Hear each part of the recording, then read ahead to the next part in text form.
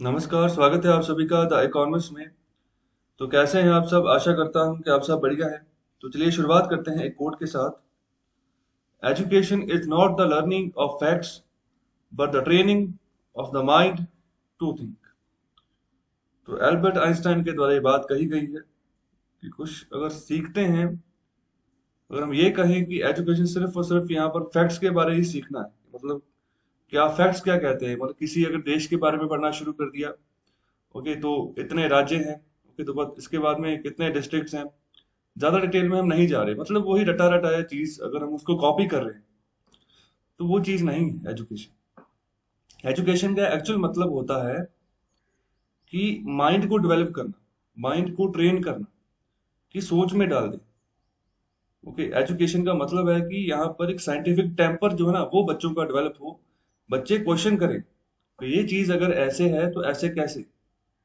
Okay, तो ये मतलब होता है एजुकेशन का। इसीलिए यहाँ पर जो मेन मोटिव ये होता है कि अगर बच्चे को एजुकेट करना है तो यहाँ पर देखो, एक क्लास में बहुत सारे बच्चे होते हैं, तो उन बच्चों में से एकेडमिक तौर पर यहाँ पर फर्स्ट सेकंड थर्ड निकाला जाता है। तो जैसे अगर 30 बच्चों की क्लास है तो ऐसा तो नहीं कि 30 के 30 यहाँ पर फर्स्ट आ जाएंगे। अगर कोई तीन यहाँ पर चुन लिए जाते हैं इसका मतलब ये नहीं है कि बाकी के जो 27 हैं वो खराब है। ओके, तो यहाँ पर हो सकता है कि जो बाकी के 27 है ना, तो वो बेशक शरारती हो, पढ़ाई में मन कम लग रहा हो, लेकिन हो सकता है जितना भी सीख रहे हो उतना वो उसके ऊपर क्वेश्चन भी कर रहे हो। तो ये यहाँ पर डिफरेंट सिनेरियो रहते हैं एजुकेशन के मामले में। अगर हम अल्बर्ट आइंस्टाइन की भी बात करें तो इनका भी माइंड ना, इनको भी नालायक स्टूडेंट ही कहा जाता था क्लास में, क्योंकि इनको जो पढ़ाया जाता था इनको समझ में नहीं आता था, और जब भी इनसे क्वेश्चनिंग होती थी ये आंसर नहीं दे पाते थे, क्योंकि इनका माइंड थोड़ा और तरीके से काम करता था। ये जब सोच में पढ़ते थे, थिंकिंग में जाते तो दूर की थिंकिंग इनकी काफी डेवलप थी। ओके, तो जो पास की थिंकिंग वो इनकी नहीं थी। तो दूर की कहने का मतलब कि जैसे जिन चीजों के बारे में आम इंसान को नहीं पता है उन चीजों के बारे में इन्होंने रिसर्च की और काफी थ्योरीज अपनी दी। ओके, एक तरीके से रेवोल्यूशन ला दिया अपने समय में इन्होंने। ओके, फिजिक्स में और भी काफी फील्ड्स में इन्होंने काम किया। तो नजदीक की अगर मैं बात करूँ, एग्जाम्पल वो कि अगर मतलब इनको कई बार ऐसा होता था कि अपने घर का एड्रेस ही भूल जाते थे कि मैंने जाना कहाँ पर है। तो ये यहाँ पर सिचुएशन इनकी रही थी। ओके, तो मतलब ड्रॉबैक्स रहते हैं, हर एक में होते हैं। तो एजुकेशन के ऊपर फोकस करें, ना कि सिर्फ और सिर्फ ऐसा है कि अपने जो फैक्ट्स है उन्हीं को दोबारा रट्टा मारते रहे, वो काम आने वाले नहीं है। तो ये है एडिटोरियल का पेज। तो यहाँ पर कुल मिलाकर आज 5 एडिटोरियल्स हैं। तो पहले एडिटोरियल में जो स्टॉर्म आया है, जो तूफान आया हुआ है, जो कि लगातार तबाही मचाते जा रहा है, तो उसके बारे में जिक्र किया है, इसको भी डिटेल में डिस्कस करेंगे। इसके अलावा यहाँ पर बात की जा रही है डोनाल्ड ट्रंप के बारे में। ओके, यूनाइटेड स्टेट्स के बारे में यहाँ पर क्या राय है यहाँ पर वायरस के प्रति, कि जो इंडियन वेरिएंट है उसके प्रति, तो उसकी चर्चा करेंगे अच्छे से। और इसके बाद हम डिस्कस करेंगे इंटरवेंशन इज नॉट मैनिपुलेशन। तो यहाँ पर एक यूएस की एक रिपोर्ट आएगी जिसमें इंडिया को शामिल किया हुआ है करेंसी मैनिपुलेटर के तौर पर। तो करेंसी मैनिपुलेटर का एक दाग धब्बा एक भारत के ऊपर लगाए जाने की कोशिश की जा रही है, इसको डिस्कस करेंगे।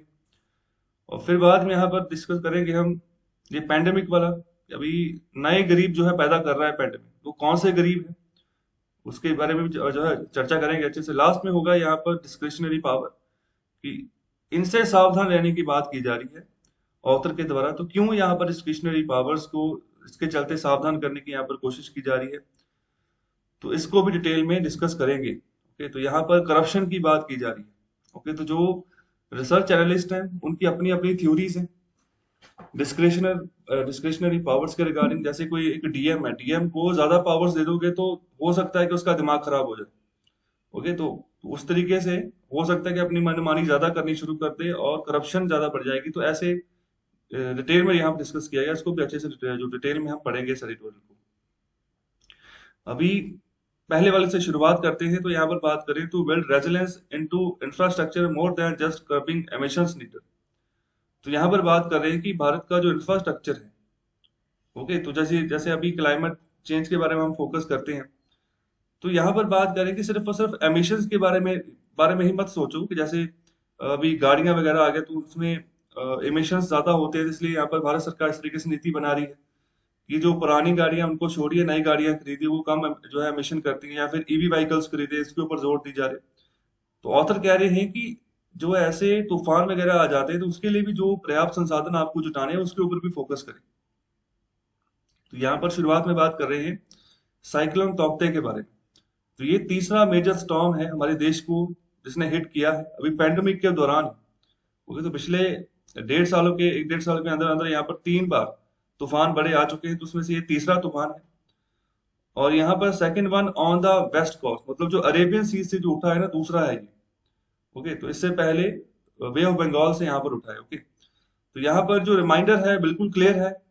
और यहाँ पर जो अभी प्रेजेंट खतरा है, जैसे हम बात करते हैं क्लाइमेट चेंज की, तो यहाँ पर वो बिल्कुल सही क्लाइमेट चेंज, यहाँ पर वातावरण जो है वो उसमें जलवायु में यहाँ पर बदलाव आ रहा है, उसके चलते यहाँ पर हम ज्यादातर दोष दे रहे हैं ग्रीन हाउस गैसेस को। तो उसके रिगार्डिंग यहाँ पर हम प्लानिंग भी कर रहे हैं कि ग्रीन हाउस गैसेस को कैसे कम करें। और यहाँ पर इंडिया की जो वनरेबिलिटी है तो उसकी यहाँ पर बात की जा रही है। तो भारत की भी बहुत सारी कमजोरियां हैं जिनको कि सही करना है, उनके ऊपर हमें काम करना होगा। और अगर हम सिर्फ और सिर्फ यहाँ पर क्लाइमेट चेंज के ही रिस्क के ऊपर फोकस करते रहेंगे तो इसका मतलब यहाँ पर ये नहीं है कि सिर्फ और सिर्फ यहाँ पर एमिशन के ऊपर ही हम फोकस करें। अगर हम क्लाइमेट चेंज की बात करें, ओके, तो एमिशन के ऊपर फोकस करना है, वो भी सही बात है कि एमिशन को कंट्रोल में करें। जैसे सल्फर डाइऑक्साइड की बात करें, नाइट्रोजन ऑक्साइड की बात करें, पर्टिकुलर मैटर 2.5 की बात करें, पर्टिकुलर मैटर 10 की बात करें, तो ऐसे एमिशंस निकल रहे हैं ज्यादातर गाड़ियों से। तो इनको कंट्रोल करना, तो सिर्फ इसी के ऊपर फोकस करना नहीं। तो यहाँ पर बात करें, या फिर हम ये कह लें कि सिर्फ और सिर्फ ग्रीन हाउस गैसेस को ही हमने यहाँ पर कम करना है, मिटिगेट करना है। यहाँ पर जो रेजिलेंस है उसको भी हमें यहाँ पर इम्प्रूव करना होगा। जो हमें ढांचा चाहिए, जो इंफ्रास्ट्रक्चर चाहिए, क्लाइमेट चेंज के जो इम्पैक्ट होते हैं, ओके, तो उसको उसको वो झेल पाए। जैसे क्लाइमेट चेंज हुआ, उसका कोई ना कोई इम्पैक्ट यहाँ पर पड़ना शुरू हो गया भारत में, तो अभी उससे कैसे निपटा जाए। ओके, तो अभी इम्पैक्ट से कैसे निपटा जाए, अभी उसके ऊपर यहाँ पर फोकस करने की बात कर रहे हैं। तो आगे यहाँ पर बात करें, जो भारत की इमरजेंसी रिस्पांस है, अभी जो एक्सट्रीम वेदर इवेंट्स जो होते हैं, तो अभी उसमें धीरे धीरे इंप्रूवमेंट देखने को मिली है।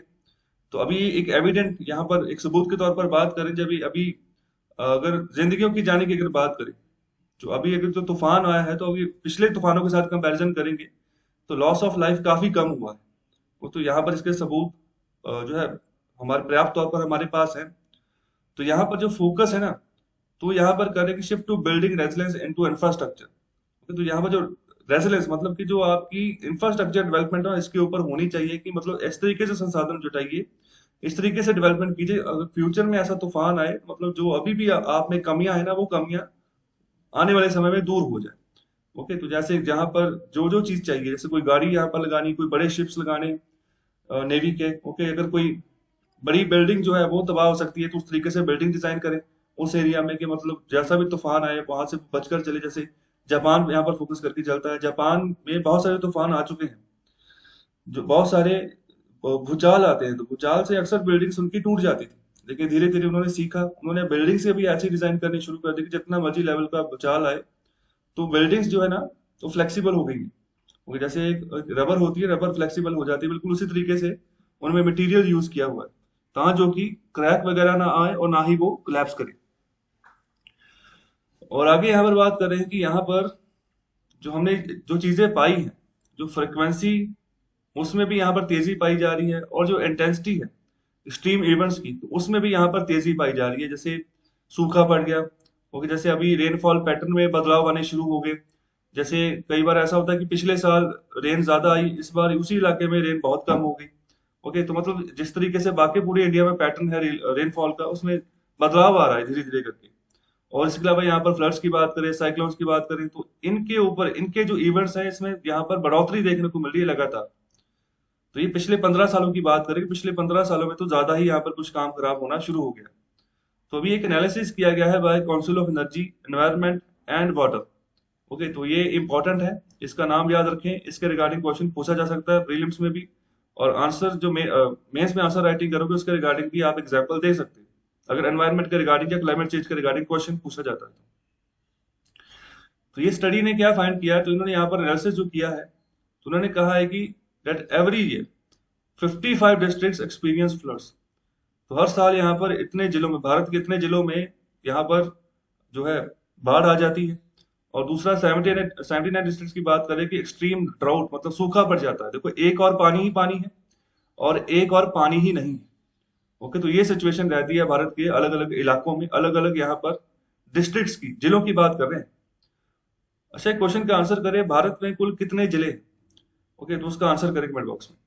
तो आगे यहाँ पर बात करें 24 डिस्ट्रिक्ट्स, तो मतलब जो कि यहाँ पर साइक्लोन की चपेट में आ जाते हैं, तो ये हर साल की बात है। तो यहाँ पर जो क्लाइमेट चेंज जो उसके चलते जो यहाँ पर एक्सट्रीम इवेंट्स हो रहे हैं, तो यहाँ पर वो अफेक्ट करते हैं हमारे इंफ्रास्ट्रक्चर को, हमारी बिल्डिंग्स को। बहुत सारे घर तबाह हो जाते हैं वहां पर जो कोस्टल लाइन के आसपास बने होते हैं। इसके अलावा जो भी हमारे एनर्जी या ट्रांसपोर्ट या वाटर के रिगार्डिंग जो भी हमारे यहाँ पर संसाधन होते हैं, ओके, तो उनके ऊपर भी यहाँ पर नुकसान होता है। जैसे अगर मैं बात करूं, अगर इलेक्ट्रिसिटी ट्रांसपोर्ट करनी है, इलेक्ट्रिसिटी यहाँ पर एक खंभे से दूसरे खंभे तक जाएगी, आगे एक जगह से दूसरी जगह जा रही है, तो यहाँ पर अगर तूफान आ गया तो खंभे ही यहाँ पर उखाड़ के ले जाएगा, तो नुकसान काफी होगा, काफी दिनों तक लाइट नहीं आएगी। तो यहाँ पर इकोनॉमिक इम्पैक्ट जो है ना, दो तरीके से यहाँ पर बात कर रहे हैं। तो पहला तो यहाँ पर जो डायरेक्ट डैमेज हो रही है, ओके, दूसरा यहाँ पर जो बड़े पैमाने पर यहाँ पर जो इनडायरेक्ट कॉस्ट निकल कर आ रही है of the disrupted infrastructure. Okay, तो मतलब जो डिसरप्ट हो गया उसको भी सही करना है, तो उसके ऊपर भी यहाँ पर पैसा लगाना पड़ेगा। तो उसकी वो जो कॉस्ट है वो इनडायरेक्ट छुपी रह जाती है, उसका पता नहीं चलता। तो दो तरीके से यहाँ पर नुकसान हो रहा है। और इसके अलावा बात करें कि अगर यहाँ पर बिजली चली गई, जैसे मैंने अभी बोला कि खंभे उखड़ गए, बिजली चली गई, तो यहाँ पर जो इंडस्ट्रियल आउटपुट उसके ऊपर इम्पैक्ट पड़ेगा। अगर इंडस्ट्री चलानी है तो वहां पर इलेक्ट्रिसिटी चाहिए ही चाहिए, उसके बिना मशीन्स नहीं चलेंगी, मशीन्स नहीं चलेंगी तो फिर काम रुक जाएगा। अभी तो मशीन्स जो है वो मेन सोर्स है, वहां से काम जनरेट होता है, आगे फिर जो लेबर होता है वो आगे उसको प्रोसेस करती है। तो अभी अगर लाइट चलेगी तो यहाँ पर प्रोडक्शन निकल जाए, प्रोडक्शन कम होनी शुरू हो जाएगी, तो इसका डायरेक्ट इम्पैक्ट हमारी जीडीपी के ऊपर भी पड़ सकता है। और भी यहाँ पर जो इकोनॉमिक एक्टिविटी है, ओके, जो यहाँ पर उसको ऊपर जो है मतलब डिस्ट्रप्शन आ सकती है। जैसे यहाँ पर बात करें कि एजुकेशन में यहाँ पर इंटरप्शन आ सकती है। ओके, तो inability to purify water, okay, तो पानी जो साफ करके पीते हैं, जो खासतौर पर कोस्टल एरियाज के आसपास के लोग हैं, ओके, तो वहां पर नुकसान होगा। ओके, प्यूरिफाई वो नहीं काम कर पाएगा। और यहाँ पर पानी की, और पानी खड़ा हो गया एक जगह पर, उसके चलते फिर जो डिजीजेस बीमारियां निकलती हैं वो फैलनी शुरू हो जाएगी। तो जैसे अगर पानी एक जगह पर खड़ा हो जाए तो ज्यादातर जो मच्छर के रिलेटेड बीमारियां निकलती हैं, मलेरिया हो गया, डेंगू हो गया, चिकनगुनिया हो गया, तो ये भी नुकसान करती है। और इसके अलावा जो एक्सीडेंट्स होते हैं, ओके, तो यहाँ पर जो अ, बिजली भी यहाँ पर कई बार गिरती है, ओके, तो यहाँ पर उसके चलते भी बहुत नुकसान हो जाता है, एक्सीडेंट्स हो जाते हैं। ओके, तो वो भी यहाँ पे एक इम्पोर्टेंट यहाँ पर इशू निकल कर आ रहा है। तो इन सब चीजों के ऊपर हमें फोकस करना होगा। तो अभी बात करें कि अभी बहुत बड़ी मात्रा में भारत का जो इंफ्रास्ट्रक्चर है उसको अभी डेवलप करने की अभी जरूरत है, अभी हो रहा है, अभी जरूरत है हमें। तो इंडिया को अभी प्लान तैयार करना होगा, डिजाइन बनाना होगा कि अपना इंफ्रास्ट्रक्चर डेवलप करे।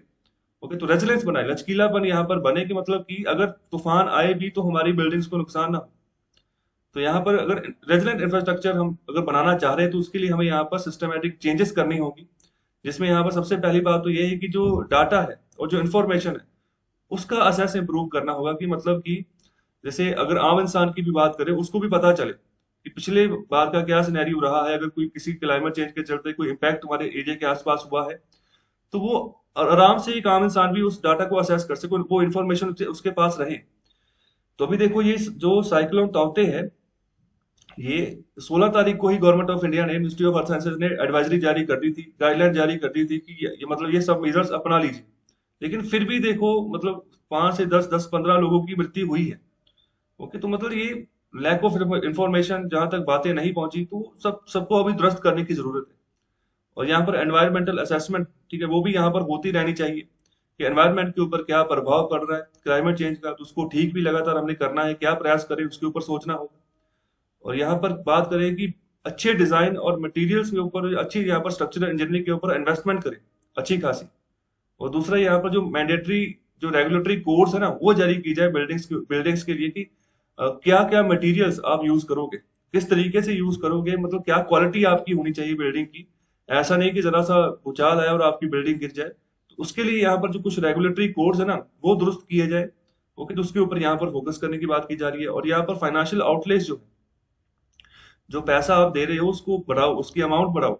ओके, ता जो कि हम जो अपना रेजिलेंस है, इंफ्रास्ट्रक्चर रेजिलेंस, उसको इम्प्रूव कर पाए। तो अभी ये देखिए, ये यहाँ पर ये अलग अलग नाम है तूफानों के, तो ये अलग अलग देश है, बांग्लादेश, इंडिया, ईरान, मालदीव्स हो गया। तो हर एक देश ने अपनी ओर से कुछ नाम सजेस्ट किए हुए हैं तूफानों के। जैसे भारत की बात करें तो इसके बारे में आपको पता होना चाहिए, जो लेटेस्ट लिस्ट चल रही है उसमें गति, तेज, मोरासू और आग, ये 4 नाम सजेस्ट किए हुए हैं। ओके, तो अगर आने वाले समय में कोई तूफान आप देखोगे, हो सकता है कि इन चारों में से कोई नाम यहाँ पर जोड़कर उस तूफान का नाम आपको बताया जाए। जैसे अभी बात की जा रही तौते तूफान। ओके, तो वो तौते नाम जो दिया गया है वो म्यांमार के द्वारा दिया गया है, ये तौते यहाँ पर लिखा हुआ है। ओके, तो उसको ताउते भी बोलते हैं, उसको इंग्लिश में ताउते करके भी लिखते हैं, तो ये इसकी प्रोनाउंसिएशन है ताउते। ओके, और भी ये हो, और यहाँ पर नाम है मिशिगांव हो गया। ओके, नगामन हो गया। इसके अलावा यहाँ पर बात करें कैरित हो गया, तो ये भी म्यांमार के द्वारा सजाए हुए ही नाम है। तो एक एक करके हमारे जो आसपास के जितने रीजन है, जो भी अरेबियन सी के आसपास कंट्रीज है और यार यहाँ पर बे ऑफ बंगाल के आसपास कंट्रीज है, तो एक एक करके नाम को यूज करते हैं। जैसे अभी नाम यूज किया जा रहा है ये ताउते। ओके, तो अभी जो पिछले जो तूफान आ चुके हैं तो उसमें हमने निसार्गा का नाम सुना है। ओके, तो वो बांग्लादेश ने नाम यहाँ पर सजेस्ट किया हुआ था। ओके, तो इस तरीके से और भी नए नाम आपको देखने को मिलेंगे। तो ये जब पूरे नाम यहाँ पर यूटिलाइज किए किए जाते हैं, उसके बाद फिर यहाँ पर नई लिस्ट जारी होती है। अब ये लिस्ट जो है अप्रैल 2020 में जारी हुई है, जितने भी यहाँ पर ये मेंबर कंट्रीज हैं। ओके, तो उसका यहाँ पर नाम रखिए WMOESCAP। ओके, तो ये पूरा का पूरा संगठन है। ओके, तो यहाँ पर सभी कंट्रीज यहाँ पर पार्टिसिपेट करती हैं और साइक्लोन्स के यहाँ पर नाम सजेस्ट किए जाते हैं, तो एक एक करके यहाँ पर नाम को चुना जाता है। ओके, तो इसकी फुल फॉर्म मुझे बताए क्या है, WMOESCAP। ओके, तो इसके बारे में भी आपको पता होना चाहिए। और अभी देखो कुछ दिन, अभी जो जो तूफान आ चुके हैं अभी तक, तो उसके बारे में, अभी साइक्लोन तौते की बात करें, अरेबियन सी में उभरा, तो आपको ये पता होना चाहिए कि ये कितना खतरनाक था और यहाँ पर कौन से एरिया में आया। 2 ही एरिया है जो भारत को प्रभावित करते हैं, एक है बे ऑफ बंगाल, दूसरा है यहाँ पर अरेबियन सी। अरेबियन सी में एक बात याद रखें, ज्यादातर तूफान यहाँ पर बे ऑफ बंगाल में उठते हैं, क्योंकि पानी का टेम्परेचर बे ऑफ बंगाल में थोड़ा ज्यादा है।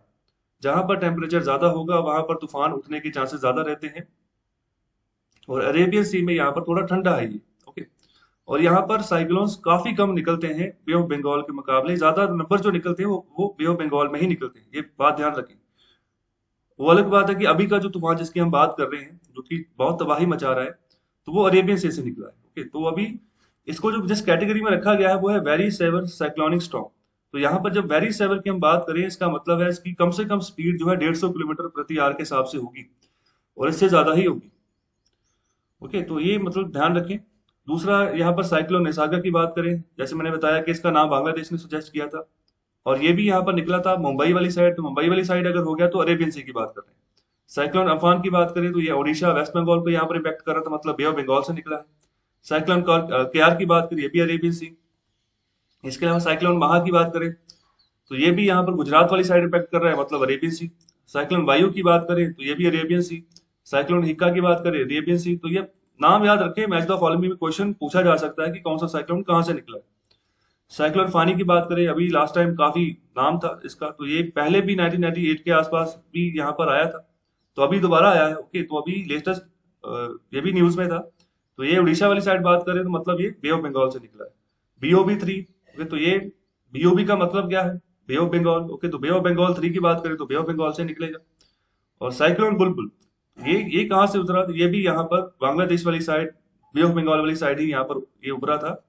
ये बुलबुल नाम सजेस्ट किया था, किसके द्वारा सजेस्ट किया गया था, ये बुलबुल नाम सजेस्ट किया गया था पाकिस्तान की तरफ से। और आखिर में यहाँ पर ऑथर बात कर रहे हैं कि इंडिया ने अभी एस्टेब्लिश किया है the coalition for disaster resilience infrastructure. Okay, short form इसको बोलते हैं CDRI, तो इसका नाम याद रखें, इंपॉर्टेंट है। तो ये ग्लोबल प्लेटफॉर्म है जो कि अलग अलग दुनिया की सरकारों को, UN एजेंसीज को, बैंक्स को, प्राइवेट सेक्टर को और एकेडमिक्स को इकट्ठा लेकर आता है और फोकस करता है कि कहाँ किस पर्टिकुलर मुद्दे के ऊपर रिसर्च की जाए और काम किया जाए। और इंडिया को भी हमें इंश्योर करना होगा कि रेजिलेंस जो है ना उसके इंफ्रास्ट्रक्चर में वो आए और अच्छे तरीके से हम डेवलप कर पाए। तो अभी बात करते हैं एडिटोरियल नंबर 2 की। तो यहाँ पर बड़ी सिंपल सी बात कर रहे हैं, we don't want no Indian variant. तो यहाँ पर देखो, अभी जो भारत में सेकंड वेव आई हुई है उसके चलते काफी नुकसान हो रहा है, और पूरी दुनिया की नजर जो है भारत के ऊपर है कि किस तरीके से ये वेरिएंट जो है नुकसान कर रहा है। और इसका पर्टिकुलर नाम दिया हुआ है यहाँ पर B1.617 वेरिएंट। तो ये इसका नाम है, लेकिन इसको जो नाम एक्चुअली दिया जा रहा है वो है इंडियन वेरिएंट, मतलब कि भारत का वेरिएंट है ये। और बहुत सारे देशों ने यहाँ पर जो है क्वेश्चन मार्क किया हुआ है कि चिंता का विषय है जो भारत में वेरिएंट फैला हुआ है, जो है जवान लोग जो है ना उनकी मृत्यु हुई जा रही है, मतलब वो भी कंट्रोल, अभी उनकी भी जान नहीं बच पा रही है।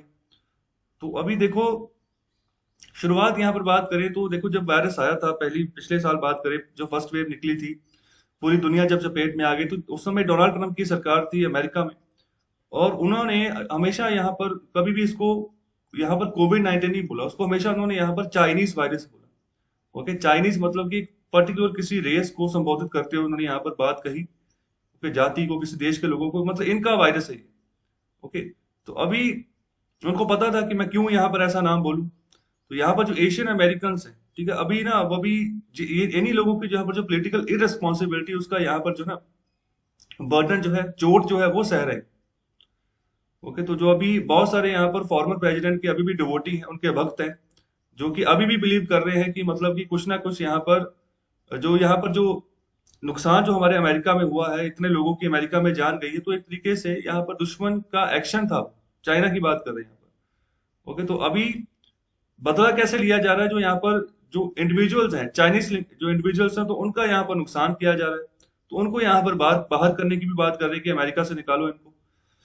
तो जैसे हमने कल भी एडिटोरियल डिस्कस किया था हार्वर्ड यूनिवर्सिटी का, तो उसमें भी बात कही जा रही थी कि जो अमेरिकन, जो यहाँ पर एशियन अमेरिकन हैं, उनको यहाँ पर कम सीटें दी जा रही थी हार्वर्ड यूनिवर्सिटी, जब जो एडमिशन के लिए जा रहे थे। तो अभी देखो सेम जैसी सिचुएशन यहाँ पर हो रही है, तो बात कर रहे हैं कि चाइनीज लोगों को यहाँ पर काउंटर करके यहाँ पर देखा जा रहा है अमेरिका में। तो यहाँ पर यह भी बात अभी हमें समझनी चाहिए, भारत के लिए क्यों यहाँ पर जरूरी है, क्यों, क्योंकि अभी अभी एक नाम दिया जा रहा है इंडियन वेरिएंट। ओके, तो इसको यहाँ पर ऑथर बात करें कि इसको ऐसा कहना अवॉइड करें जब भी यहाँ पर आप डिस्कशन कर रहे हो B1.617 वेरिएंट की। तो एक्चुअली ये वेरिएंट का नाम है, लेकिन उस समय आप इंडियन वेरिएंट शब्द का इस्तेमाल मत करें।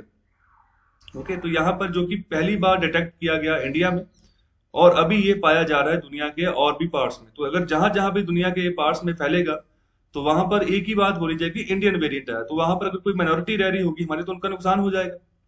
तो वही यहाँ पर बात ऑथर के द्वारा कही जा रही है कि जो इंडियन डायस्पोरा, जो मतलब भारतीय लोग हैं, वो बहुत बड़ा है, उनका दायरा बहुत बड़ा है, बहुत अलग अलग दुनिया के कोने में फैले हुए हैं। और इंडियन ओरिजिन के जो लोग हैं ना, तो उनको आप अगर डिस्टिंग्विश करें, मतलब पहचान करें उनकी बाकी के जो साउथ एशियन ओरिजिन के जो लोग हैं, तो मतलब आसानी से पहचान हो जाएगी कि ये इंडियन है। अगर आप यहाँ पर किसी नेपाली को रख लो, या फिर भूटानीज को रख लो, म्यांमार के किसी बंदे को रख लो, जो पाकिस्तानी है, जो यहाँ पर इंडियंस है, तो उनकी दोनों की पहचान करना यहाँ पर टफ हो जाएगी। ओके, तो लेकिन बाकी की पहचान आप कर सकते हो साउथ एशिया में अगर बात करें तो यहाँ पर वही बात कर रहे हैं कि आसानी से ये पहचाने जाएंगे, और मतलब कि फिर नुकसान होगा, तो यहाँ पर जो गुस्सा होगा लोगों का इंडियन वेरिएंट के खिलाफ, तो इसको यहाँ पर इंडियन वायरस कहा जाएगा। और फिर यहाँ पर निकलेगा किन के ऊपर, जो लोग यहाँ पर साउथ एशिया के लोग जो है वो रह रहे हैं दुनिया के अलग अलग कोने में, जहां पर कि वो माइनॉरिटी में। तो यहाँ पर हमें यहाँ पर रिस्पॉन्सिबिलिटी के तौर पे यहाँ पर देखना होगा, खास तौर पे जो हमारे साइंटिस्ट है और जो हमारा मीडिया है, उसको अपनी रिस्पॉन्सिबिलिटी समझनी होगी, जिम्मेदारी देखनी होगी कि जब भी यहाँ पर किसी म्यूटेशंस के बारे में बताएं, जब वायरस जब अपना म्यूटेशन करता है, फैलता है, ओके, घातक होना शुरू हो जाता है, जो भी उसको नाम दे रहे हो, तो सिर्फ उसको यहाँ पर नाम, बाकायदा नाम यहाँ पर कोई दे दिया जाए, लेकिन उसको ज्योग्राफिकल टैग मत दीजिए। ज्योग्राफिकल टैग मतलब कि ये मत बोलिए कि इंडिया का वायरस है, यहाँ पर इंडियन ज्योग्राफी से निकला है, तो ये चीज नहीं कहनी।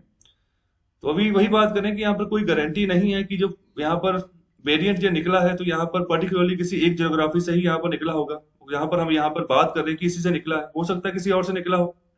तो यहाँ पर यही बात कर रहे हैं कि गारंटी नहीं है कोई, जिसके बारे में हम नाम थोप रहे हैं कि यहाँ से निकला, हो सकता है कहीं और से निकला हो। तो यहाँ पर कोई भी किसी भी कंट्री ने कोई जेनेटिक प्रोफाइलिंग नहीं की है, कि मतलब कि कुछ सैंपल्स अगर वायरस के, तो वहां पर शुरुआत में भारत में भी हुई है जेनेटिक प्रोफाइलिंग, जिसको हम जेनेटिक सीक्वेंसिंग भी बोलते हैं, कि वायरस की पड़ताल करते हैं जिन जिनको हो जाता है, देखते हैं कि कितना बड़े पैमाने पर यह और फैल सकता है, कहाँ तक फैल सकता है। ओके, तो यहाँ पर हमने की है जेनेटिक सीक्वेंसिंग, लेकिन बहुत कम नंबर्स में की। ओके, तो अभी अगर बात कर रहे हैं यहाँ पर ब्रिटेन की, तो उसने काफी यहाँ पर समय इसके ऊपर लगाया है, जेनेटिक सीक्वेंसिंग के ऊपर।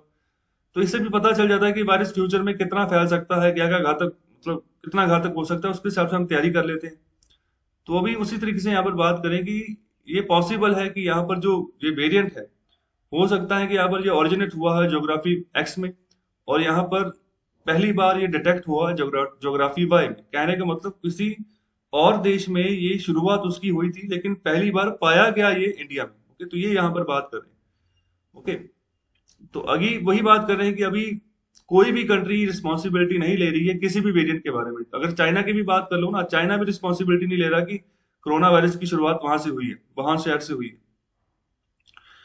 तो वो भी आरोप लगाता है अमेरिका के ऊपर कि उन्होंने यहाँ पर पहली बार अमेरिका में ही पाया गया और बाद में उन्होंने यहाँ पर मतलब यहाँ पर वायरस छोड़ दिया, तो अभी काफी ज्यादा ये फैल चुका है।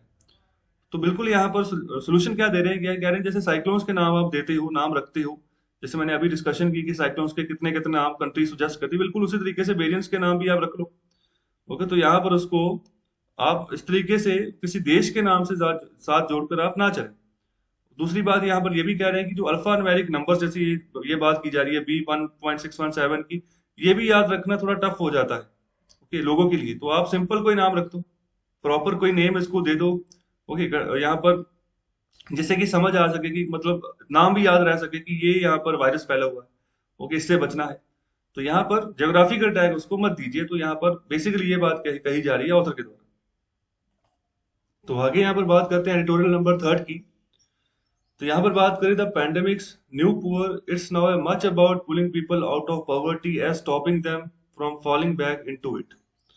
तो अभी गरीबी बहुत बढ़ती जा रही है, तो अभी नए पुअर, नए गरीब निकल कर आ रहे हैं पैंडेमिक के चलते। तो अभी उसी की बात की जा रही है, वर्ल्ड बैंक की यहाँ पर रिपोर्ट दी जा रही है, और भी काफी बातों के ऊपर यहाँ पर अच्छे से डिस्कशन की गई। तो शुरुआत करते हैं इस एडिटोरियल को। तो यहाँ पर बात कर रहे हैं कि अभी जो ये कोरोना वायरस है, तो अभी जो उसके स्ट्रेन है उसमें भी काफी भयंकर रूप से यहाँ पर सर्च देखने को मिल रहा है, उछाल देखने को मिल रहा है। तो यहाँ पर बहुत सारी राज्य सरकारें हैं जिन्होंने यहाँ पर लॉकडाउन लगाना शुरू कर दिया अपने अपने राज्यों में।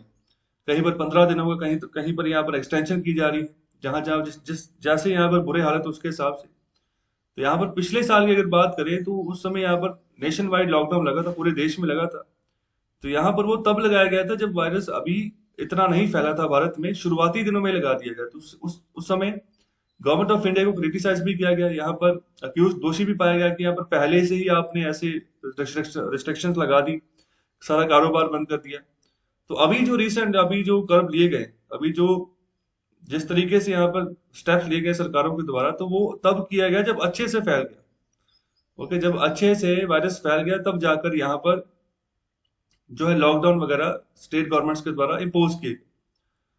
तो अभी बात कर रहे हैं कि बिल्कुल जैसे पहले यहाँ पर दरवाजे अच्छे अच्छे तरीके से बंद कर दिए गए, अभी बाद में पहले यहाँ पर क्या किया कि घोड़ों को पहले बांध दिया गया अच्छे से, फिर बाद में उनके दरवाजे भी बंद कर दिए गए। तो अभी वही जो है हमारी इकोनॉमी के रिलेटेड ये बात कर रहे हैं कि पहले घर में तो पहले से ही आइसोलेट थे लोग, ज्यादातर यहाँ पर बाहर निकलने के ऊपर पाबंदी थी। अभी लॉकडाउन लग रहे हैं तो मतलब जो इकोनॉमिक आउटपुट चल रही थी थोड़ी बहुत, वो भी बंद हो गई।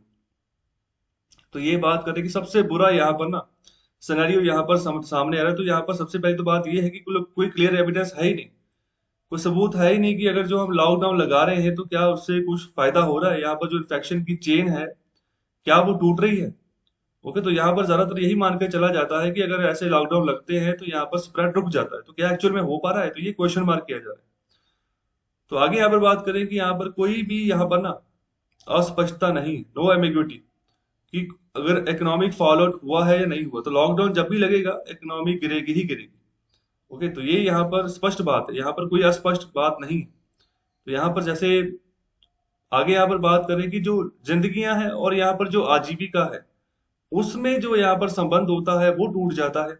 ओके, तो यहाँ पर आजीविका होगी, कारोबार होगा, तभी तो कोई जाएगा पैसे कमा कर लेकर आएगा, तब अपनी जिंदगी चलाएगा, तभी जिंदगियां बचेंगी। लिवलीहुड ही नहीं रहेगा तो यहाँ पर लाइफ भी चली जाएगी। भूख के चलते यहाँ पर लोग मृत्यु हो जा रही है लोगों की, तो व्यापार खत्म हो जाएगा, तो ये इसके चांसेस और बढ़ेंगे। तो आगे यहाँ पर वो और बात करें कि जो पहला मैक्रो इकोनॉमिक बड़े लेवल पर जो लॉकडाउन का इम्पैक्ट देखने को मिला था, तो उसके चलते यहाँ पर हमारी जो जीडीपी थी वो -23.9% चली गई थी पहले क्वार्टर में। तो पहला क्वार्टर, ये अप्रैल मई जून की बात करें 2020 की।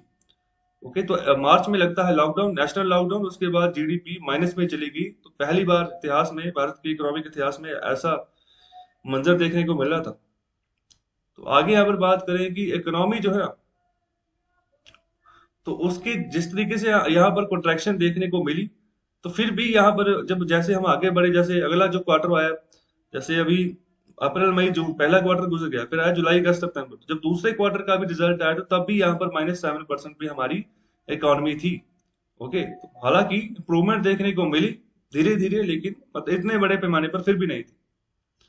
और आगे यहाँ पर बात करें, जो डिस्ट्रप्शन यहाँ पर हो रही है खासतौर पे सप्लाई चेन में, जो वहां पर मतलब जो कि मतलब जो हमारी जो कारोबार है उसको भी बंद किया जा रहा है, तो उसके चलते हमारा जो ना इकोनॉमी में कॉन्ट्रैक्शन देखने को मिल रहा है। तो फ्यूचर में जो यहाँ पर डाटा आएगा इकोनॉमी का, तो उसमें और आपको ये फिगर जो है ना खराब नजर आएगी।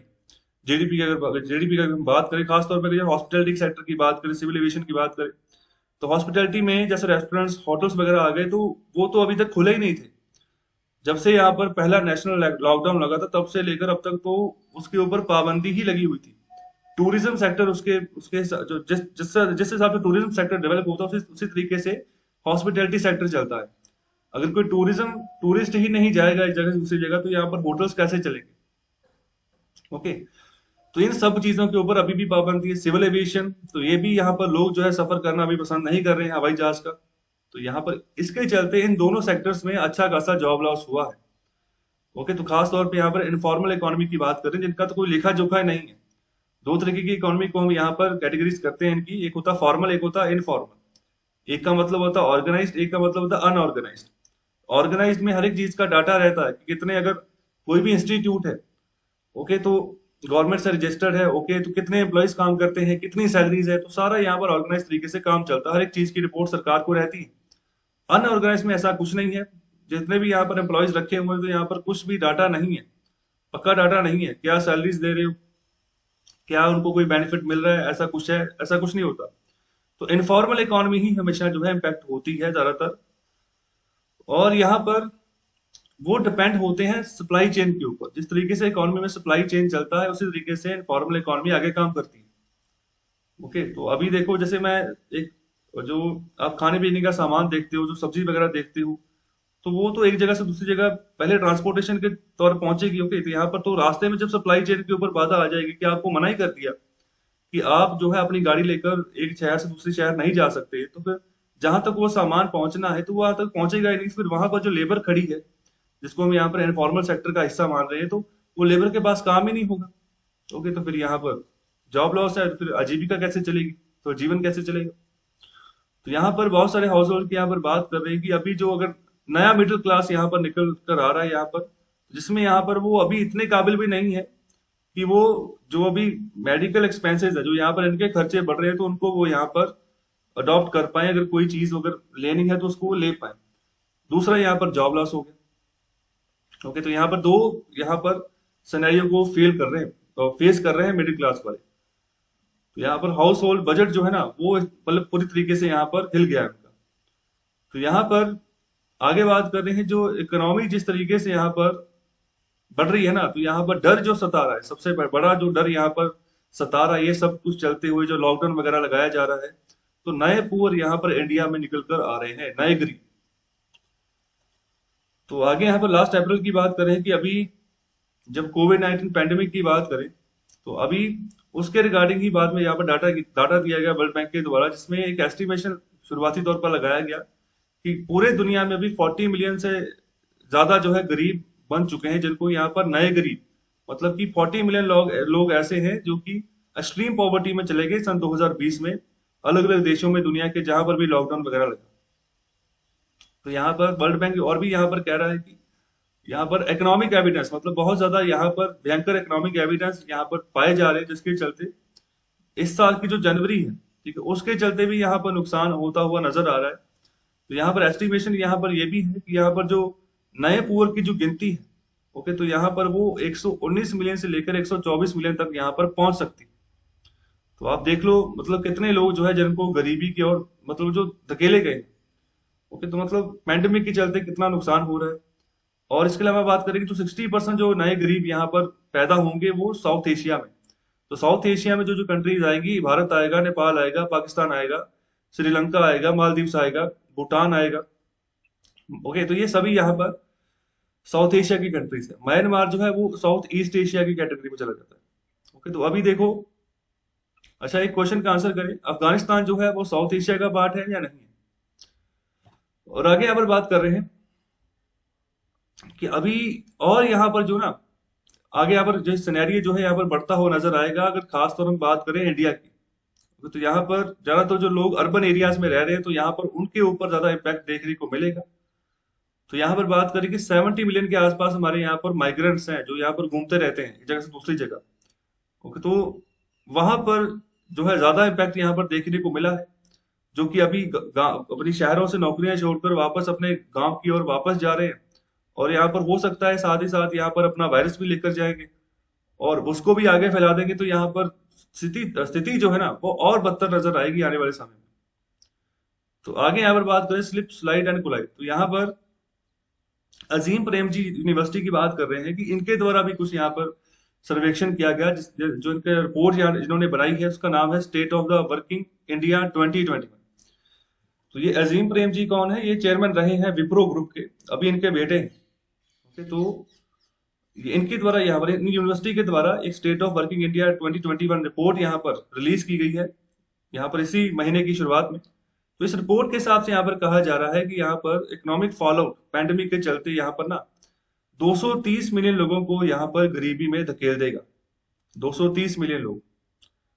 और आगे यहाँ पर बात करें कि पॉवर्टी जो है हो सकता है कि इसमें डिक्लाइन देखने को मिले by 5 percentage points in rural areas and 1.5 percentage points in urban areas between 2019-20 and 50 million would have been lifted above this line। तो यहाँ पर ये 2019 और 2020 की यहाँ पर बात कर रहे हैं, जब यहाँ पर पेंडेमिक नहीं था, तो तब यहाँ पर इतने लोगों के ऊपर इम्पैक्ट पड़ रहा था, इतने लोग यहाँ पर गरीबी रेखा में जा रहे थे। अभी पेंडेमिक के चलते तो मतलब काफी ज्यादा यहाँ पर जो है ना सिचुएशन खराब होगी। तो 230 मिलियन लोगों की यहाँ पर बात कर रहे हैं। तो अगर ये पैंडेमिक नहीं आता तो यहाँ पर गिरावट देखने को मिली थी अर्बन अर्बन पुअर्स में, और यहाँ पर रूरल एरियाज में जो गरीब रहते हैं। 2019 में 2020 की यहाँ पर बात करें और 2021-22 में भी ऐसा ही ट्रेंड देखने को मिलना था। गरीबी यहाँ पर कम हो रही थी, धीरे धीरे लोगों की जेब में यहाँ पर पैसा आ रहा था धीरे धीरे। लेकिन अभी सिचुएशन बहुत ज्यादा खराब हो चुकी है, आप इसको उलट भी नहीं कह सकते, उलट से भी ज्यादा हो चुका है। तो यहाँ पर वही बात करें before the onset of pandemic, तो पहले अगर पैंडेमिक के पहले की बात करें, तो पॉवर्टी की अगर बात करें, तो पिछले 2 डिकेड्स में यहाँ पर धीरे धीरे ये डिक्रीज हुई है। तो ये यहाँ पर बात कही जा रही है 20 साल की, अगर पिछले 20 सालों की बात करें। लेकिन अभी जो है ना ये ग्रो करेगी। तो यहाँ पर नए पुअर जो है ना इनके नंबर्स काफी बढ़ेंगे दुनिया में। तो यहाँ पर एक नई डायमेंशन जो है ना यहाँ पर पॉवर्टी के हिसाब से आपको देखने को मिलेगी आने वाले समय में। और आगे यहाँ पर बात करें कि पहले ऐसा होता था कि जो पब्लिक पॉलिसी डिजाइन होती थी तो उसका फोकस होता था कि लोगों को गरीबी से बाहर निकालना है, बाहर खींच कर निकालना है, तो यहाँ पर पुल करना है उनको। तो यहाँ पर अगर इंडिया की बात करें तो इसके रिगार्डिंग बात करें कि बहुत बढ़िया काम इंडिया ने किया हुआ है। तो यहाँ पर जो पॉवर्टी लेवल है, तो यहाँ पर 40% से लेकर हमने यहाँ पर कम किए हैं, तो 22% तक हम ले आए थे पैंडेमिक से पहले पहले की बात कर रहे हैं। मतलब कि काफी अच्छा काम यहाँ पर देखने को मिल रहा है कि जो लोग गरीबी रेखा में थे उनको थोड़ा बाहर निकाला है। ओके, तो अभी यहाँ पर बात करें कि अभी इस चीज को भी कई बार ओवरलुक किया जाता है, क्योंकि यहाँ पर सिचुएशन ऐसी होती है कि जिनको आप गरीबी से बाहर निकालते हो ना, तो वो उनकी सिचुएशन बहुत यहाँ पर कमजोर होती है। कहने का मतलब फाइनेंशियली बहुत कमजोर होते हैं वो। अगर आज निकले भी है ना, तो कल थोड़ा सा इम्पैक्ट कोई लग गया, झटका लग गया, तो कल को दोबारा गिर जाएगी गरीबी में। तो यहाँ पर वही बात कर रहे हैं कि अभी अगर कोई भी शौक उनको लग गया तो वापस गरीबी में आ जाएंगे। तो अभी कोविड-19 के चलते ऐसे 2 शौक्स उनको लग चुके हैं। पहला तो नौकरियां चली गई, इनकम नहीं है। दूसरा यहाँ पर जो मेडिकल खर्चा है, मतलब जो अगर दवाई वगैरह भी खरीदनी है उसके ऊपर जो खर्चा है वो बहुत ज्यादा महंगा हो चुका है। तो ये इसके चलते मतलब उठ ही नहीं सक रही है। तो ये इसी के चलते हमें भारत सरकार बहुत सारे इनिशिएटिव्स लेती रही है कि बहुत मेहनत से लोग पैसा कमाते हैं, लेकिन एक बार में अगर बीमार हो गया तो पैसा एकदम से जेब खाली हो जाती है। तो बंदा जो कोशिश कर रहा है गरीबी से बाहर निकलने की, फिर दोबारा चला जाता है वापस। तो यहाँ पर वही बात करें कि जो पैंडेमिक ने अभी काम किया है तो यही है कि उसने यहाँ पर एक नया यहाँ पर पॉवर्टी डायनामिक जो ना वो यहाँ पर शुरू कर दिया, एक नया यहाँ पर सिनेरियो पेश कर दिया है पॉवर्टी के बारे में, गरीबी के बारे में। तो यहाँ पर ज्यादातर अभी हम कोशिश करते हैं कि लोगों को बाहर निकाला जाए पॉवर्टी से। ओके, तो लेकिन अभी ये भी सोचना होगा कि उनको वापस धकेलने से भी बचाना है कि वापस दोबारा ना गिर जाए गरीबी में। तो यहाँ पर ये इसके ऊपर फोकस करना होगा। तो यही यहाँ पर जो है सबसे बड़ा चैलेंज है पब्लिक पॉलिसी के ऊपर। तो यहाँ पर हम लोगों को एक्सट्रैक्ट तो करते हैं, बाहर तो निकालते हैं, जिस भी यहाँ पर गरीबी के ऊपर वो यहाँ पर बैठा होता है, उसे बाहर निकालने की कोशिश करते हैं, लेकिन दोबारा ना वापस चला जाए, वो इसी से बचाना है। उस हिसाब से अपनी पब्लिक पॉलिसी में बदलाव लेकर आना होगा। तो यहाँ पर आगे बात करें इंडियन इकोनॉमी के हिसाब से, तो यहाँ पर ज्यादातर यहाँ पर बात करें कि to seeking to reverse the contraction through a stimulus. Okay, तो यहाँ पर जैसे स्टिमुलस पैकेजेस वगैरह दिए जा रहे थे भारत सरकार के द्वारा लेबर को भी। अब जैसे अभी प्रधानमंत्री गरीब कल्याण योजना चलाई गई कि जहां जहां पर भी लोग रह रहे हैं गांव एरिया में, वहां पर भी उनको काम दिया जाए, वहां पर ही कंस्ट्रक्शन एक्टिविटी शुरू की जाए। ओके, तो यहाँ पर गवर्नमेंट अभी भी यहाँ पर एक स्ट्रेटेजी यहाँ पर बना रही है कि किस तरीके से जो लिविंग स्टैंडर्ड है, ठीक है, तो उनको रिस्टोर किया जाए जो अभी नए गरीब निकल कर आ रहे हैं। ओके, तो अभी बहुत सारे लोग ऐसे भी थे जो गरीब नहीं थे, लेकिन पैंडेमिक के चलते वो गरीब बन चुके हैं, पैसा नहीं है जेब में, क्योंकि जॉब लॉस बहुत बड़े पैमाने पर हुआ है। और इसके अलावा यहाँ पर वही बात कर रहे हैं कि लोग चाह रहे हैं अपने आप को कि लिफ्ट करें, कि अपने आप को इस यहाँ पर पॉवर्टी से बाहर निकालें। तो यहाँ पर लचकीलापन ही इतना ज्यादा है कि वो वापस गिर जा रहे हैं दोबारा से।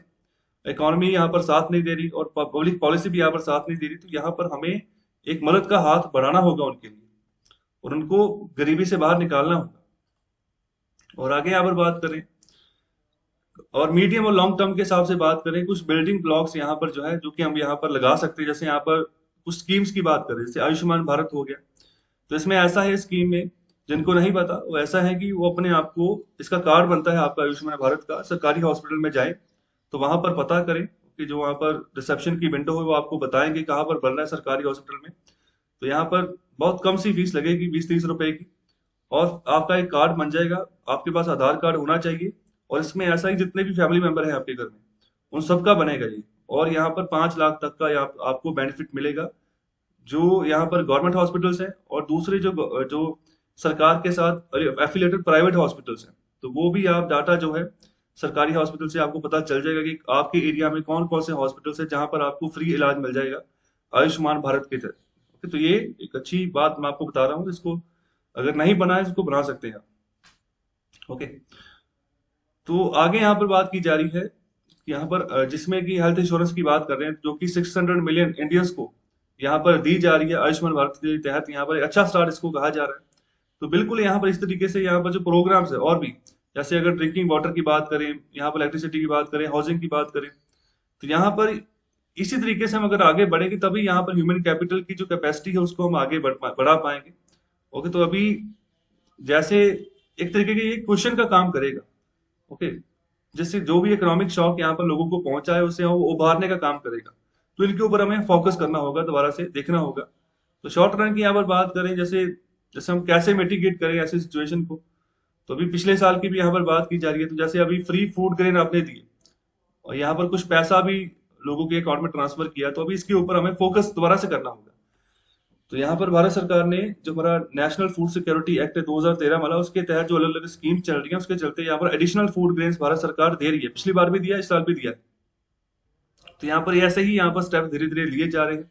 इकोनॉमी को यहाँ पर रिवाइव भी करना है, जो जॉब्स है उनको भी रिस्टोर करना है, लोगों के हाथ में दोबारा से इनकम आनी शुरू हो, खुद से कमाए खुद से खाए। तो यहाँ पर इतना इजी नहीं है। तो यहाँ पर जो फ्रेश वेव्स यहाँ पर कोरोना वायरस की नई निकल कर आ रही हैं, सेकंड वेव, थर्ड वेव, पता नहीं कितनी और आएंगी।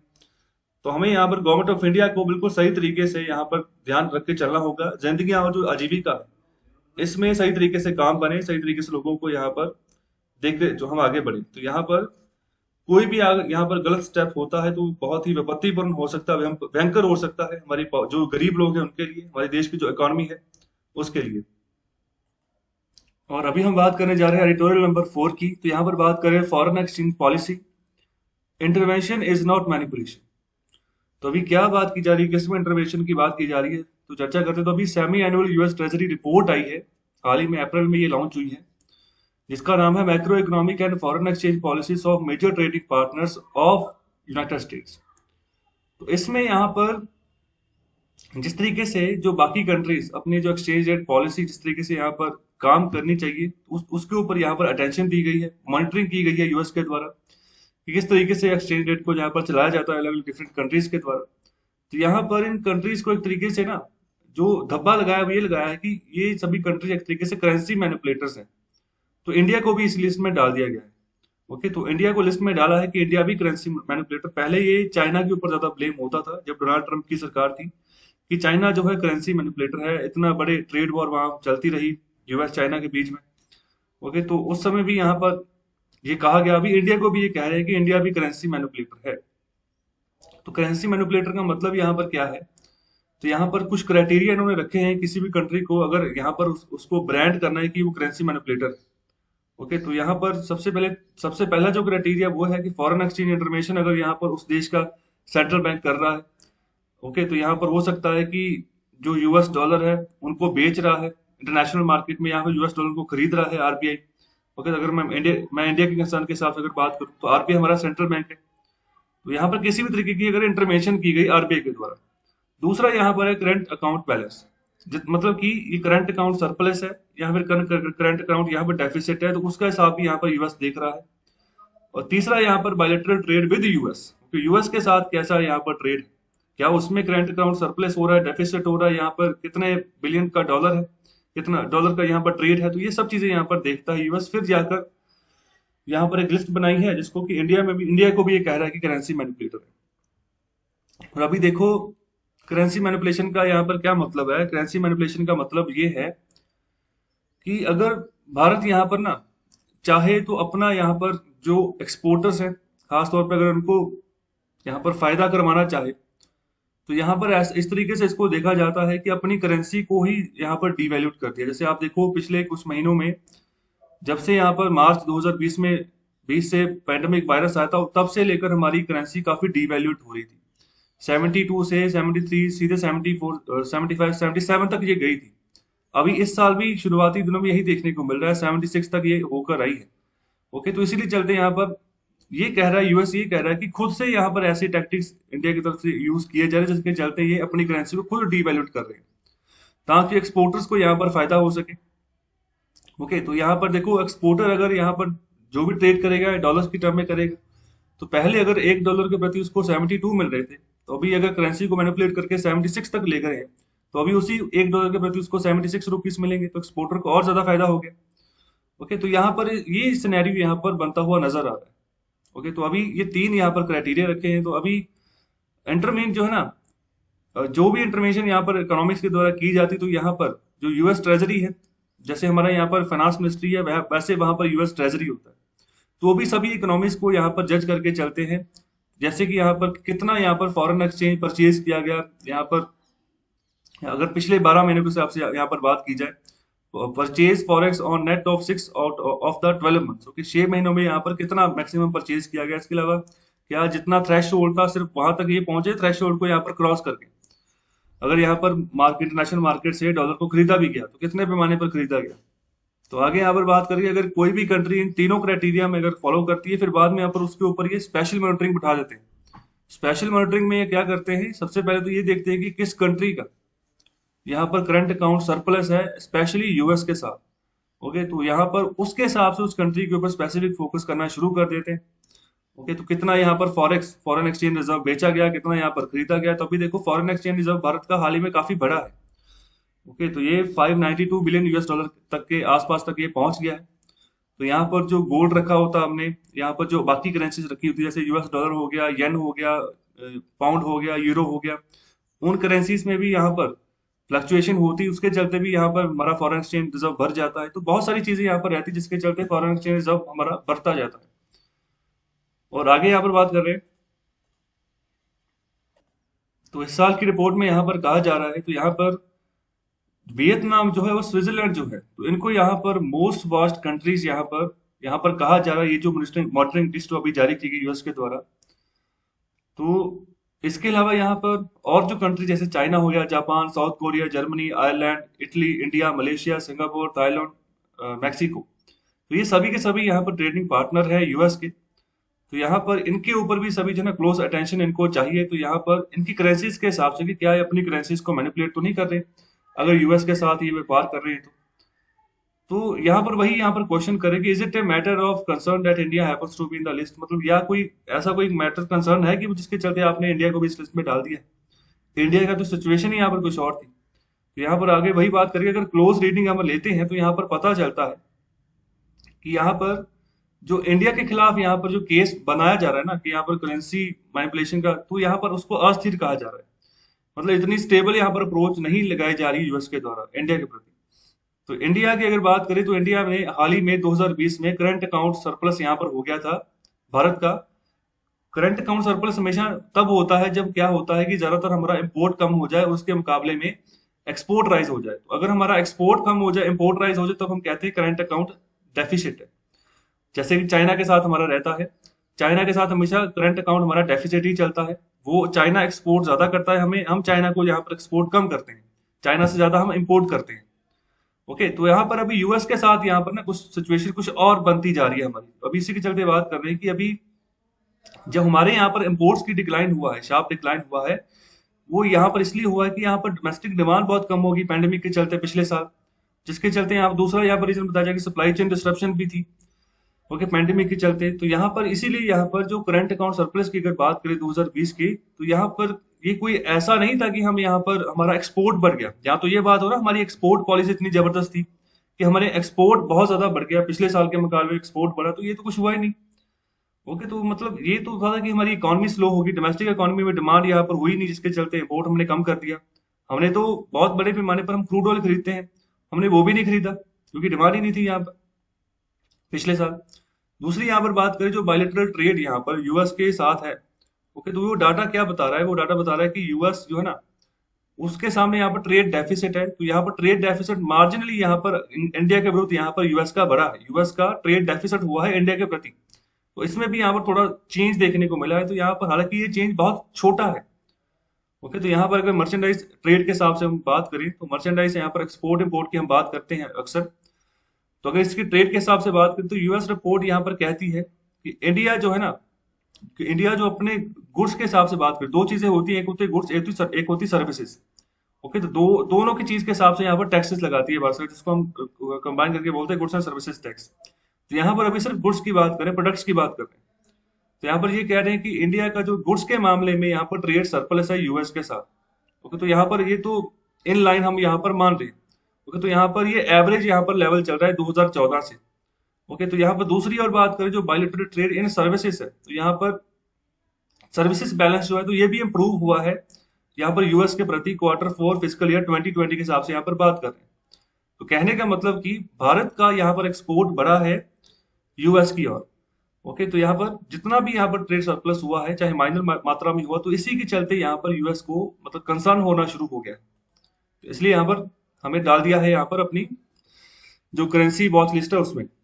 तीसरा एलिगेशन यहाँ पर यह है कि जैसे फॉरेक्स इंटरवेंशन यहाँ पर आरबीआई के द्वारा की जाती, जो कि अभी की गई थी फिजिकल ईयर 2020 में। तो आरबीआई ने यहाँ पर इंटरवीन की थी कि अपना जो रुपी था, जो पैसा था, रुपया था, उसको यहाँ पर सही करना है। वो लगातार डीवैल्यूएट होता जा रहा था, डेप्रिशिएट होता जा रहा था। तो आरबीआई चाह रहा था कि वो अप्रिशिएट उसको करे, उसकी वैल्यू बढ़े। ऐसा नहीं कि वो 76 तक चला जाए, वो 71 तक आए, 72 तक आए, तो मतलब आगे बढ़े या 69 तक जाए।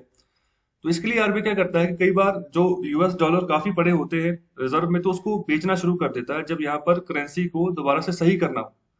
अगर ज्यादा यहाँ पर डिवैल्यूएशन जो है, डेप्रिसिएशन जो है करेंसी की होनी शुरू हो जाए। तो यही आरबीआई ने किया यहाँ पर। तो यहाँ पर जो स्पिल ओवर इफेक्ट यहाँ पर पड़ रहा था फेडरल रिजर्व के ऊपर, तो यहाँ पर उसके चलते यहाँ पर मॉनेटरी पॉलिसी, ये मॉनेटरी पॉलिसी का हकदार यहाँ पर आरबीआई होता, तो उसके हिसाब से उसने अपना चलन किया मॉनेटरी पॉलिसी के हिसाब से।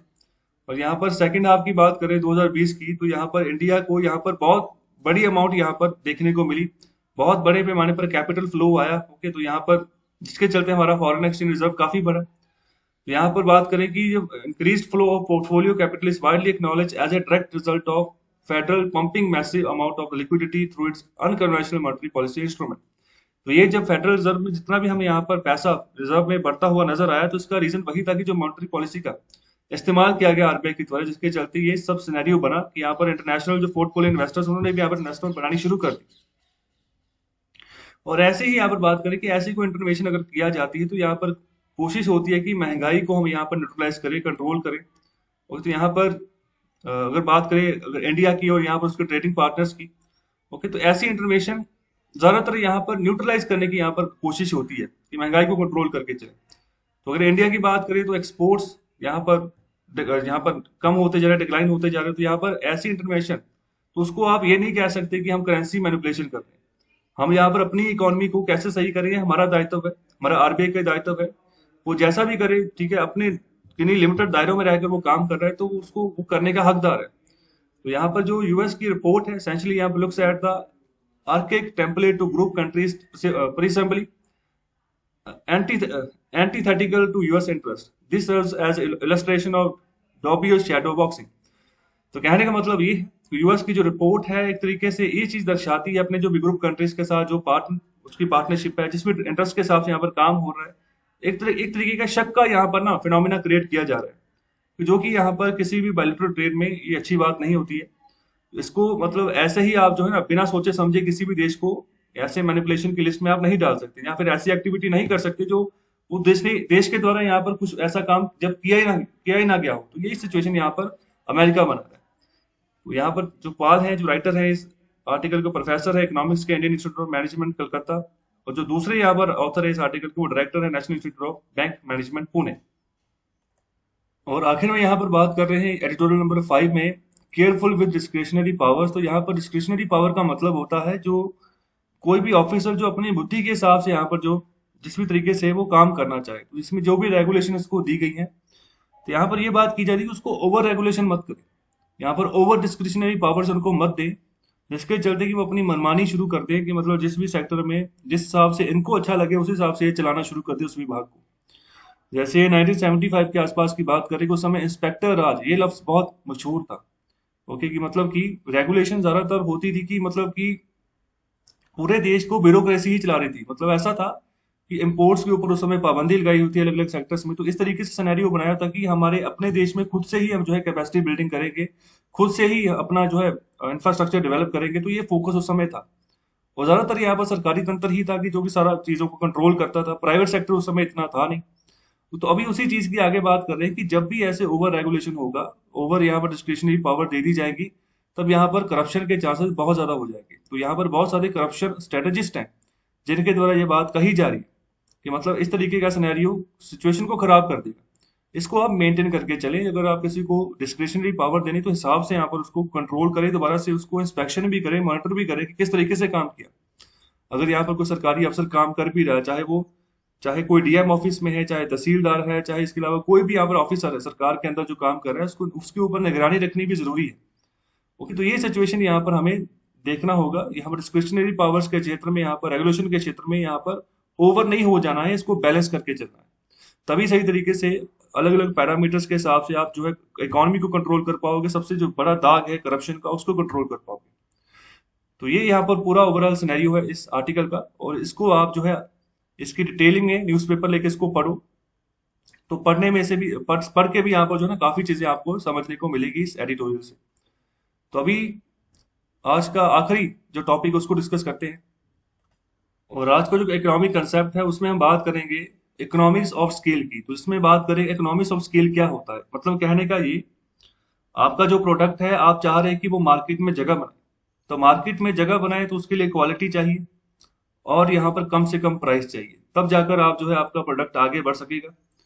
और यहाँ पर वही बात करें, इकोनॉमिक्स ऑफ स्केल का मतलब यही है कि लॉन्ग रन रिडक्शन आपने कर दी है, जो भी एवरेज यूनिट कॉस्ट यहाँ पर निकल कर आ रही है, पर प्रोडक्ट आपकी जो कॉस्ट निकल कर आ रही है उसमें आपने लंबे समय के लिए रिडक्शन कर दी, लगातार मतलब 3 साल 4 साल वही प्राइस चलेगा।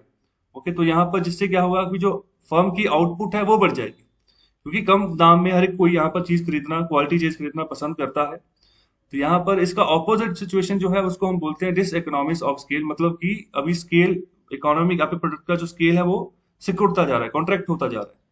ओके, तो वो तभी होगा जब दाम बहुत ज्यादा बढ़ने शुरू हो गए, दाम हद से ज्यादा आपने कर दिए हैं, तो अब आपकी आउटपुट भी कम हो जाएगी और यहाँ पर उसकी जो स्केल है, उसका जो फैलने की दर है वो भी कम हो जाएगी। ओके, तो ये था पूरा ओवरऑल सिनेरियो इस लेक्चर का। कैसा लगा आपको लेक्चर? अपना फीडबैक जरूर दें और शेयर करें इस लेक्चर को ज्यादा से ज्यादा। चैनल को लाइक करिए, सब्सक्राइब करिए। बहुत बहुत शुक्रिया, धन्यवाद।